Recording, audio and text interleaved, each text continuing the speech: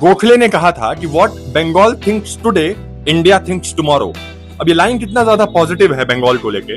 पर अभी मैंने रिसेंटली एक न्यूज सुना जहां पे बंगाल में दुर्गापुर में एक लड़की का गैंग रेप हो जाता है जो कि सेकंड ईयर की एमबीबीएस स्टूडेंट थी। एक बहुत ही बेकार सा इंसिडेंट है ये, बहुत ही निगेटिव सा इंसिडेंट है ये।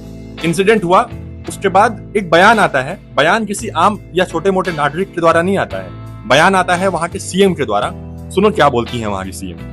Especially the girl child, at night time, they should not be allowed to come out in the outside. They have to protect themselves also. There is a forest area. अब वहां की मुख्यमंत्री ये इतने आसानी से बोल तो देती हैं कि वो इतने रात में बाहर गई ही क्यों, उसको इतने लेट नाइट अकेले जाने की नीड ही क्यों पड़ी। वो बाहर इसलिए गई क्योंकि वो वहां की पुलिस पे ट्रस्ट करती है। वो बाहर इसलिए गई क्योंकि उसको आप पे ट्रस्ट है।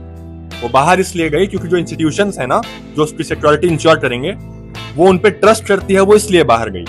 और खुदा ना खास्ता, भगवान ना करे कि ऐसा कोई नेगेटिव इंसिडेंट हो, पर अगर हो जाता है तो वो आपसे ये स्टेटमेंट तो बिल्कुल एक्सपेक्ट नहीं करते। यहां पे आप फेल हो गई।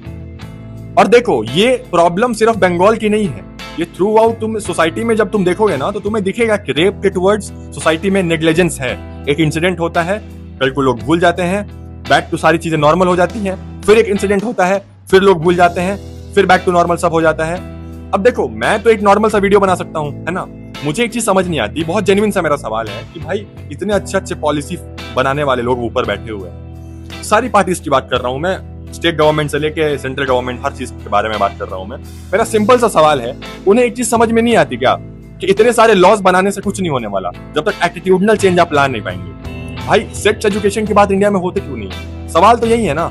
अगर हर सोसाइटी, हर गली, हर चीजों तक, मैं नहीं कहता कि आज सिर्फ एजुकेशन करिकुलम में इंट्रोड्यूस कर दो तो आज बदलाव दिखने लगेंगे, नहीं दिखेंगे, पर 20 साल 30 साल बाद दिखेंगे। तो हम क्यों नहीं कर रहे हैं ऐसा यार? दिस इज अ प्रॉब्लम यार, this is a very big problem and this is a very serious issue. That's all for this video. I am Devansh.